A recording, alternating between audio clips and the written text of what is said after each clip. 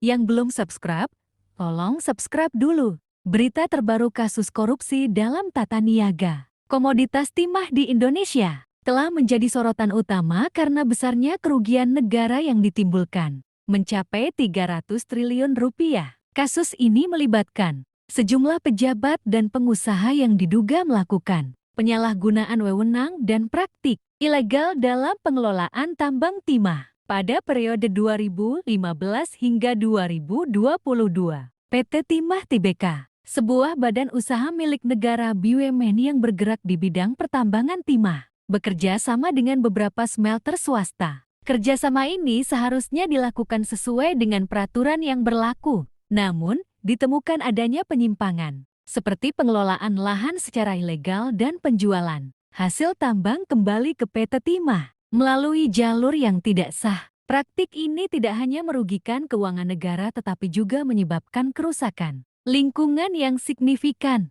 Berdasarkan perhitungan yang dilakukan oleh ahli lingkungan, kerugian negara akibat kerusakan lingkungan mencapai 271 triliun rupiah. Jika ditambahkan dengan kerugian finansial lainnya, total kerugian negara dalam kasus ini mencapai 300 triliun rupiah. Kerusakan lingkungan tersebut mencakup lahan non-kawasan hutan seluas lebih dari 95.000 hektar dan kawasan hutan seluas lebih dari 75.000 hektar, dengan total sekitar 170.000 hektar. Kejaksaan Agung telah menetapkan 22 orang sebagai tersangka dalam kasus ini, termasuk beberapa mantan Kepala Dinas Energi dan Sumber Daya Mineral SDM Provinsi Bangka Belitung dan pengusaha terkenal seperti Harvey Muiz, suami dari aktris Sandra Dewi.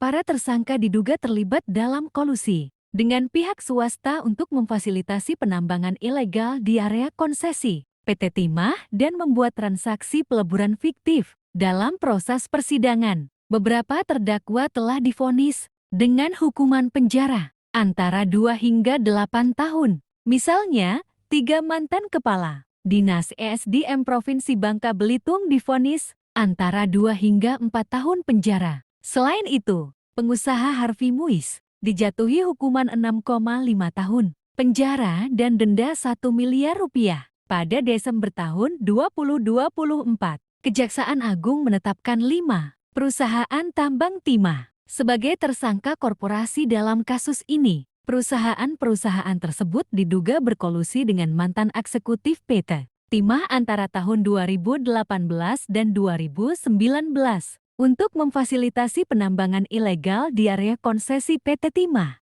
dan membuat transaksi peleburan fiktif. Kasus ini masih terus berkembang dengan proses hukum yang berjalan dan upaya pemerintah untuk memulihkan kerugian negara serta memperbaiki kerusakan lingkungan yang terjadi.